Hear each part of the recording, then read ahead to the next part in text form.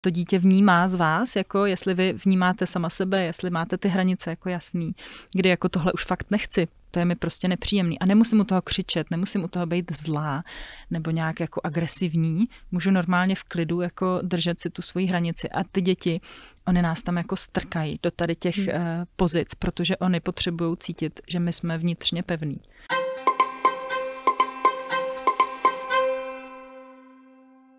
Je tu další díl Piggyho maminkáře a dnes jsem si pozvala blogerku, spisovatelku a také maminku 3 dětí, Zdenku Šíp-Staňkovou. Dobrý den. Dobrý den. Tak já jsem už prozradila, že jste maminka 3 dětí a mě by hrozně zajímalo, jaké to je, protože vy máte docela věkový rozdíl mezi těmi dětmi. Jestli se nepletu, nejstaršímu synovi je 21? Skoro 22. Skoro už, 22 no. A nejmladšímu? Skoro 5. Skoro 5. Jaké to je, nebo jaké to bylo, když jste byla maminkou poprvé a když jste byla maminkou u 3. dítěte? Je to vždycky úplně jiný. A já mám pocit právě, že vždycky, když se mi narodilo další dítě, tak jsem měla dojem, že jako další prostě nezvládnu teďka, že to je tak náročný a že abych se mohla koncentrovat a nějak mít energii vůbec na to, abych komunikovala a vychovávala to jedno dítě, že vlastně nemůžu mít už další. Takže proto jsem si vždycky nechala tak velký odstup. Pro střední dceři je skoro 16, takže mezi těma staršíma bylo 6 let a pak 11, ale ta nejmladší má jinýho tatínka, takže tam zase, ale nějak jsem vždycky měla pocit, že jako jsem ještě neskončila po tom druhém dítěti a teď zase mám pocit, že už jsem skončila. Teď už mám teda to štěňátko jenom.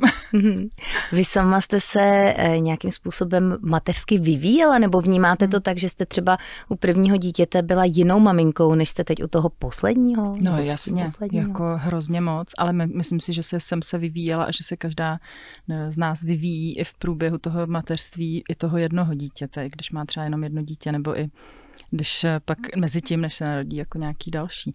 Takže rozhodně jo a určitě jsem udělala spoustu chyb jako z toho dnešního pohledu.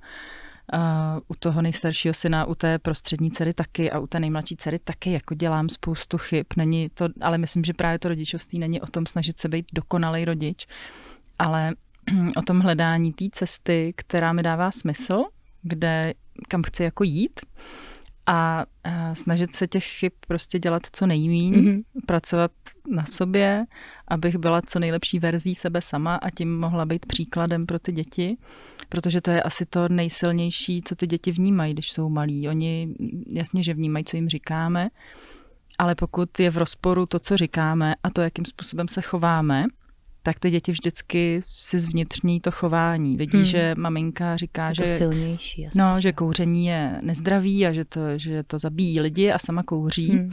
A v tu chvíli to dítě se dostane do obrovského rozporu, protože samozřejmě mamince důvěřuje a zároveň a maminka říká něco a jak to, že teda ona kouří a tak. No, takže spíš se snažím, aby nebyl rozpor jako mezi těma mýma slovama a činama a pokud se to stane, což se stane zákonitě, prostě říkám, nechci jako křičet, že jo, nechci nadávat, ale jasně, že se to stane. Tak to vnímám jako sice selhání, ale ne nějaký fatální, jako to právě se můžeme dostat velmi dobře do situace v oblasti toho respektujícího rodičovství, že máme pocit, že vlastně furt selháváme a že to nemůžeme zvládnout a že prostě to je, že vlastně jsme špatný rodiče. Ale naopak, když už jako se vůbec zajímám o to, jak být respektujícím rodičem a když o tom přemýšlím, tak už to je známka toho, že jsme prostě, že se vyvíjíme v tom rodičovství a že jsme jako dobrý rodiče. A nemá smysl se týrat, že jo, těma selháníma. Prostě smysl má je snažit se je napravit ten vztah s tím dítětem, který se třeba narušil, pokazil v tu chvíli. A děti jsou hrozně tvárný a odpouštějí rodičům, odpustějí všechno možný, protože pro ně je to největší bůh, že zejména v tom, když jsou malinký. Pak zase přijde období, kdy už jako, kdy jste nejtrapnější člověk na světě. Ale myslím, že to stojí za to vlastně kdykoliv, jako ze spousta lidí se mě ptá, jestli není jako ještě pozdě. Já mám 3letý dítě, jestli už jsem to úplně nepokazila. Vůbec, jako myslím si, že naopak já bych byla šťastná, kdyby teďka moje maminka, který je přes 80 nebo kolem 80, kdyby teďka jako prohlídla nebo konečně dospěla k nějaký sebereflexi. Už se to asi nestane, ale bylo by to skvělý, i když je mi 43, no, takže fakt nikdy není pozdě. Vy jste tam v té odpovědi zmínila hezkou věc a to, že vlastně my přemýšlíme nad tím, jak být tím respektujícím rodičem. Máte třeba pro ty rodiče, kteří se teď na nás dívají nebo kteří nás poslouchají, nějakou radu, nějaké takové ty zásadní pilíře toho, jak být tím respektujícím rodičem? Já si myslím, že nejdůležitější je mít přístup k sobě sama, jako k té svojí podstatě, anebo ho jako obnovit, protože my nějakou intuici a nějaký vnímání svého těla, to jsme všichni jako miminka měli, ale bohužel tou nějakou přísnou nebo autoritativní výchovou jsme o ten přístup trošku přišli, nebo se nám osekal ten přístup k tomu našemu tělu, k vnímání emocí, k tomu, co vlastně cítíme. Třeba většina dospělých, když se jich zeptáte, jaký jsou emoce, tak vám vyjmenuje 3, 4, 5, někdo 20, ale půlka z toho vůbec nejsou emoce. Vlastně vůbec nemáme ten slovník vybudovaný. S náma se o tom, co cítíme, jak to cítíme, kde to cítíme v těle, nikdo moc nebavil. Aspoň se mnou ne, většinou, co slýchám od těch svých sledujících z té svojí generace, tak jako taky ne. A takže ten návrat jako k sobě a to zvědomování si vůbec toho, co cítím, že ve chvíli, kdy to dítě udělá něco, co mě naštve, tak ve skutečnosti se do toho mýho naštvání ještě přileje, vlastně to není jako o tom dítěti, to je jenom spouštěč, ale je to o tom, co já jsem zažila jako dítě, najednou tam všechno tohle to jako vystříkne v tom výbuchu hněvu. Do toho dneska už mě naštvala prodavačka v obchodě, tamhle byla zácpa, nestihla jsem něco, a takhle se to jako naskládá a to dítě je vlastně potom nějaký hromosfot, na kterém my si to, protože to je nejjednodušší, je to takový nejpřímější, a to dítě je slabý, je na nás totálně závislý, takže je to, nebo někdo si to na zvířeti prostě nějak jako vybije, někam to jako vypustí, někdo to vypustí na sociálních sítích nějakým hejtem. Ale vždycky jsou to ty naše emoce, tedy z toho chápu vlastně, které dělají nějaké to zlo, které může třeba nastat mezi tím rodičem. Já právě se často hrozně setkávám s tím, že ty lidi jako říkají, no to je strašný, já to nemůžu zvládnout, já selhávám prostě, jak jsem už říkala, každý den. Teď čtou tu knížku, že jo, kterou jsem napsala, kde prostě jsou ty, nebo já jsem jí napsala půlku, druhou půlku tvoří ty příběhy autentický těch mých sledujících. A vlastně ve chvíli, kdy tohle si člověk přečte, tak dostane hrůzu vlastně z toho, jestli vůbec může být rodič, jestli vůbec může mít dítě a jestli vůbec to dítě může vychovat bez traumatu. A jak to jako, co s tím je, to taková paralýza to může být. No a právě s kamarádkou psycholožkou a druhou kamarádkou terapeutkou jsme vymysleli takové karty, který pro mě vlastně jsou právě takovou každodenní jako pomocí v tomhletom, protože ono to respektující rodičovství nebo vědomí, nebo to je jedno, jak tomu chceme říkat, zdraví třeba, to je jedno. Ale je to takový balík obrovský a teď my to vidíme před sebou a říkáme si, to prostě nemůžu nikdy zvládnout. Takže je nejdůležitější si to vlastně jako rozdělit, to jako každý velký úkol nás děsí, ale když se rozdělíme na ty malinký kousíčky, tak už najednou už to najednou není tak vzdálený, už to není tak neuskutečnitelný. Takže vlastně každá vždycky ta karta obsahuje nějaké zamyšlení nad tím, že já nevím, jsou tam oblasti jako emoce, vztahy mezi sourozenci, třeba mezi jako mýma dětma, protože je taky velký téma, když těch dětí, já jsem je měla daleko od sebe, ale když má někdo po 2, po 3 letech děti, tak to je strašně náročný. To je pravda. To já jsem si vůbec netroufla do toho. Já taky ne. No, já úplně chápu.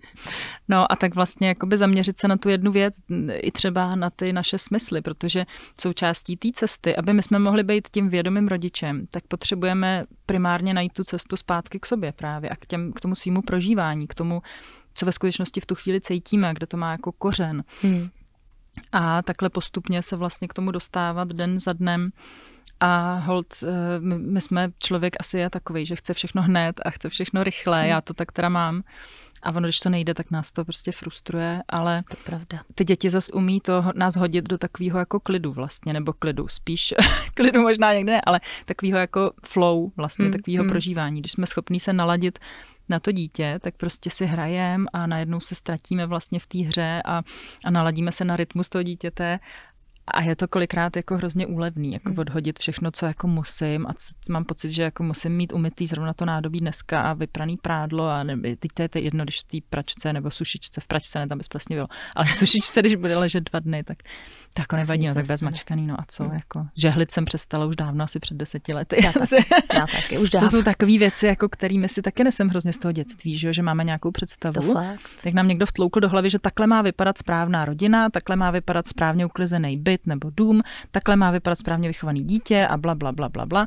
A tohle si nesem a teprve, když se začneme tím zamýšlet a začneme rozklíčovávat tyhle ty jednotlivé věci, tak zjistíme, tohle vlastně můžu odhodit, to mi jako neslouží, naopak mě to stresuje a radši se budu soustředit na tohleto. A mě úplně nejvíc se ulevilo v té cestě, kdy mi přestalo záležet na tom, co si o mě myslí cizí lidi. Jakože úplně. A dneska mi třeba vůbec to nezasahuje. A jsem fakt, přijde mi, že to je strašně důležitá součást té cesty, ale asi to není jednoduchý a je to taky trnitý se k tomu dobrat. Já jsem se chtěla ještě vlastně zeptat k tomu, jak jste říkala, vlastně o tom, co si neseme třeba z toho dětství, že máme nějaké ty mechanismy nastavené, tak určitě ta předešlá generace vlastně razila trošičku jiný styl výchovy. Teď už bych řekla, že je ta výhoda, že můžeme si vybírat, protože je spousta knih, včetně té vaší, ale je spousta různých influencerů a podobně, kde můžeme čerpat nějaké nové znalosti a vědomosti. Ale chci se zeptat, jakým způsobem třeba vy odpovídáte, nebo jakým způsobem my můžeme odpovídat na takové ty zažité větičky typu škoda každé facky, co padne vedle, anebo nám taky občas pleskli a žijeme a vlastně někteří i z té současné generace tohle používají, jak jsem si všimla. Tak jakým způsobem jim vysvětlit, že tohle opravdu není ta správná cesta? Tak já se o to snažím už těch x let tím způsobem, kterým to dělám já. Jestli to funguje na ty jako občas mi lidi píšou, vy jste mě hrozně štvala na začátku a pak jsem si uvědomila, že máte pravdu. Tak to je super. A jsou takový lidi a někdo to holt potřebuje slyšet jako natvrdo a uhnízdí se tam nějaký semínko pochybnosti a pak o tom začne přemýšlet, začne si sám hledat jako zdroje. Ale otázka je, jestli my vůbec jako musíme a potřebujeme odpovídat na tyhle ty věty. Jako když někoho potkám na ulici cizího člověka, on mi tohle řekne, tak jaký by byl důvod, abych ho jako o něčem přesvědčovala? Já myslím, že nejlepší tak jako s těma dětma je jít příkladem a mluvit o tom, co mě dává smysl a buď to padne na úrodnou půdu nebo ne. A čím víc vlastně tohleto, ono se to jako šíří a čím víc to bude v té společnosti nasáklý, čím víc to bude normální, prostě chovat se jako slušně k dětem, tím to bude běžnější a nakonec se to třeba za pár generací stane mainstreamem, kdo ví. Ale přesně ten přístup k informacím, jak jste zmínila, tak je dneska hrozně dobrý a hrozně důležitý. Dělají se pořád nový a nový studie a výzkumy o tom, jakým způsobem působí nějaká autoritativní výchova na dítě. Víme, jak se vyvíjí, jak se formuje mozek. Víme, že se rodíme s nějakýma genama, ale až teprve to prostředí zapíná ty jednotlivý geny, takže člověk se s totožnou genetickou výbavou vychovávaný ve 2 různých prostředích vyroste ve 2 různý lidi. A tohle všechno jako víme, máme na to prostě data, máme na to výzkumy a tak, ale zároveň spousta lidí nějak prožila to svoje dětství. Já si myslím, že tam je nejdůležitější možná fakt se vrátit jako k sobě sama a rozpomenout se na to, jak mě bylo jako dítěti. A co nám tedy třeba vadilo, že asi a ve chvíli si to jako odstrašující a jaký to má následky, když já dneska jako spojit si to a uvědomit si, proč já vlastně dneska jako se bojím říct ne? Proč mám problém s tím jako někoho odmítnout? Kde to má ten kořen? Vlastně, když si promluvíte s pár psychologama, psychiatrama, tak zjistíte, že většinu toho, co řešíme, má kořeny v tom dětství. A veškerý dokonce Gábor Mate, lékař a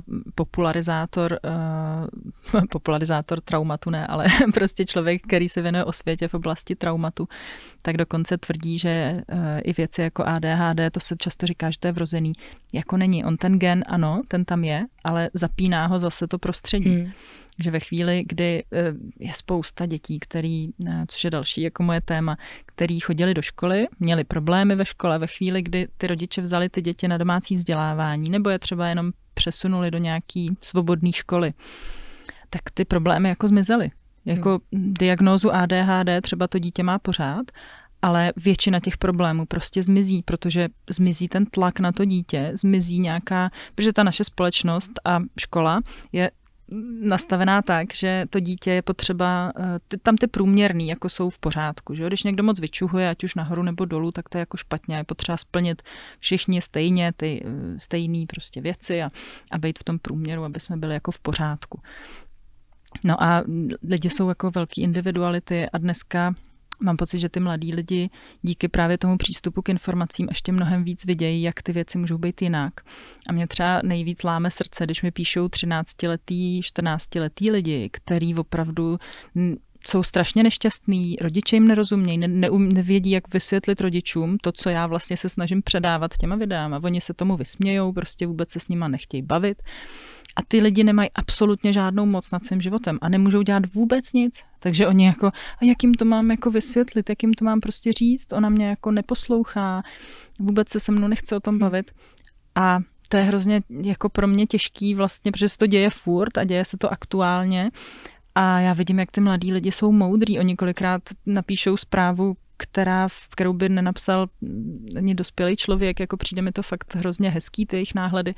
A proto jste teda napsala knihu. Děti jsou taky lidi. Byl to třeba spouštěč, že jste si říkala, že vlastně je potřeba nějakým způsobem ty rodiče poučit nebo ukázat jim na nějakých příkladech, jak to může nebo naopak nemá fungovat?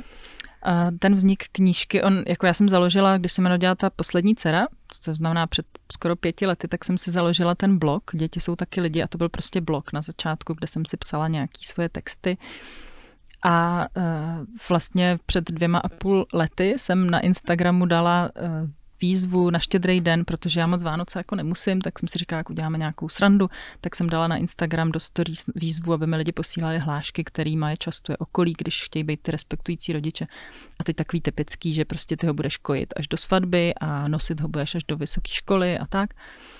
No a pak se ale z těch hlášek začaly vynořovat právě ty příběhy těch lidí. A takhle to začalo se to nabalovat a byla z toho obrovská sněhová koule. A na základě toho právě až vznikla ta knížka. Těch příběhů je asi 8 000 teďka a všechny jsou uložený na Instagramu ve výběrech a na mém webu v galerii. Je samozřejmě těžký se tím jako prokousávat a nicméně je tam těch 8 000 screenshotů a je to takový, jakože ty lidi, právě spousta z nás prožívalo podobné věci v tom dětství. A když jsem četla těch 8 000 zpráv, tak jsem si říkala, tohle už jsem četla prostě 100krát. Přišlo mi to, že to je stejná zpráva, ale vlastně to byli jiní lidi, ale prožívali to stejně.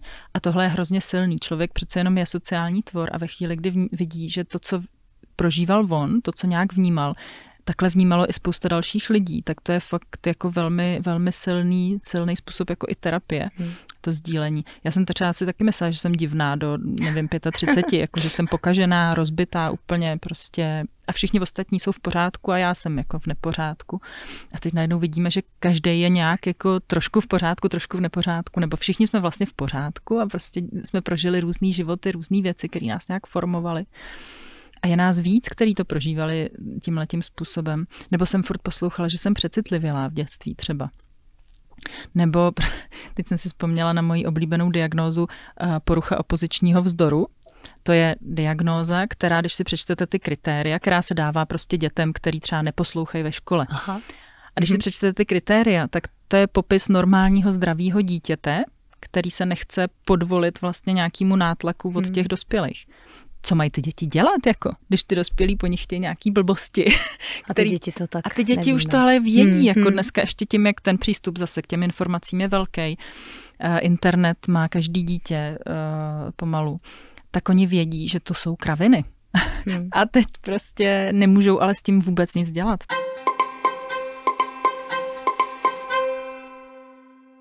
Takže je to úžasný, že ta knížka vlastně teda dává odpovědi i lidem, nejenom rodičům, ale i těm, kteří třeba se zabývají tím, proč teď v dospělosti mám špatný pocit v té či oné situaci.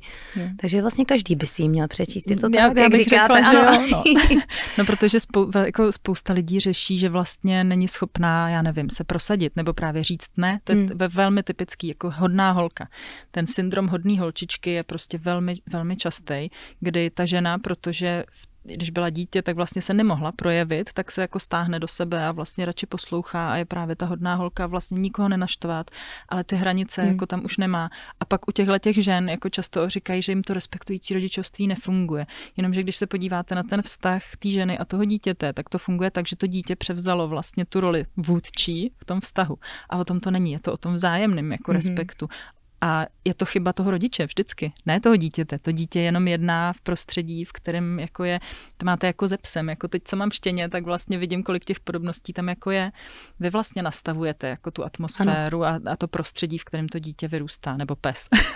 A to dítě vnímá z vás, jako jestli vy vnímáte sama sebe, jestli máte ty hranice jako jasný, kdy jako tohle už fakt nechci, to je mi prostě nepříjemný a nemusím u toho křičet, nemusím u toho být zlá nebo nějak jako agresivní, můžu normálně v klidu jako držet si tu svoji hranici a ty děti, oni nás tam jako strkají do tady těch pozic, protože oni potřebují cítit, že my jsme vnitřně pevní.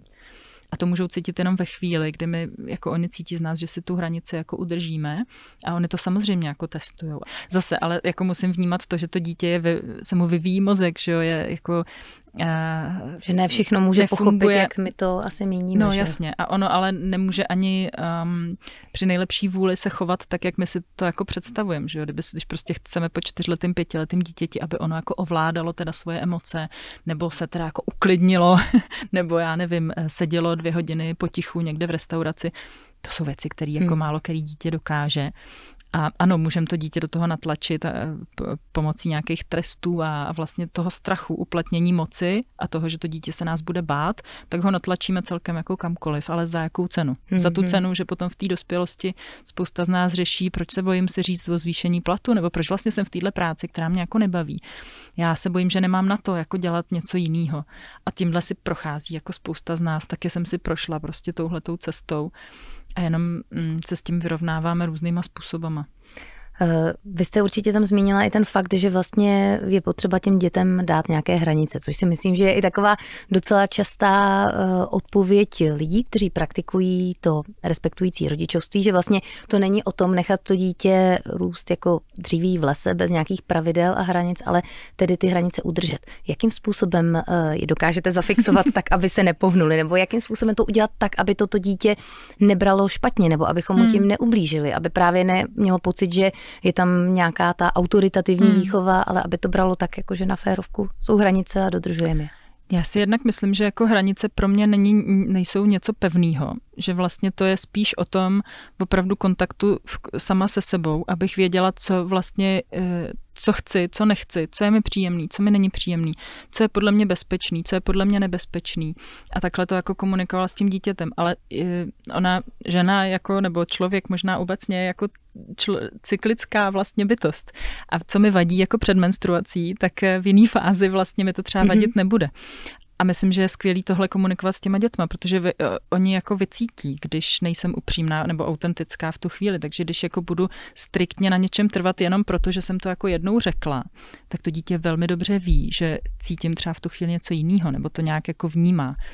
Takže pro mě je to spíš o tom opravdu poznání sebe sama a o tom chránění si jako těch svých hranic primárně.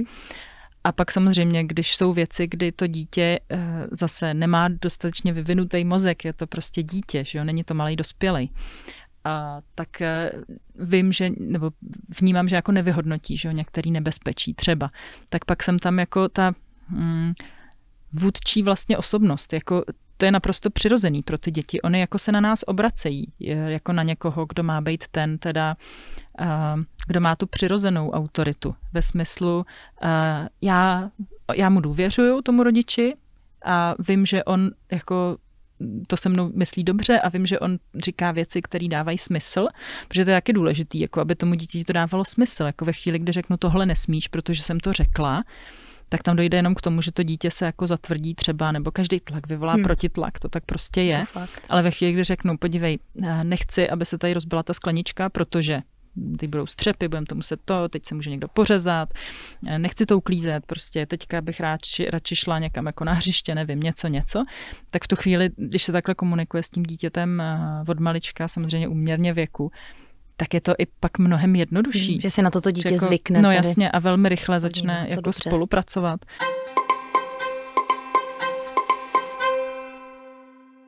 Vy kromě jiného se věnujete i tématu násilí na dětech. Jak ho eliminovat. Tak co třeba, jaký máte třeba pocit teďka z aktuální situace v České republice? Máte pocit, že je to lepší než třeba v té době, když my jsme byli dětmi? Já jako z mýho pohledu připadá mi, že to jako lepší je, ale vůbec nemám to podložený nějakýma jako statistikama. To jako nedokážu říct, protože já jsem samozřejmě v nějaký sociální bublině, kde se děti nebijou, ale zároveň kdykoliv vylezu z té své sociální bubliny na ulici, tak tam vidím jako hodně toho násilí, ať už fyzického, nebo psychického, nebo emocionálního, protože no a jako považuji to fyzický násilí, to nějaký fyzický tresty, to je fakt jako špička ledovce. A to je to, co je viditelný. Ano. Ale pak je spousta dalšího násilí, který viditelný tolik není. Různý ponižování, odpírání lásky třeba. To je jako velmi častý trest, jako vrať se, až budeš prostě hodnej, nebo normální, nebo já nevím jaký. A to jsou všechno věci, které jako velmi zasahují do duše toho dítěte. To zasahuje i duši dospělého, že jo? Takže jak asi moc to zasahuje vyvíjející duši dítěte, když ještě je navíc totálně závislý na tom dospělém. Ono ho miluje, to dítě bude toho rodiče milovat, i když ho bude mlátit.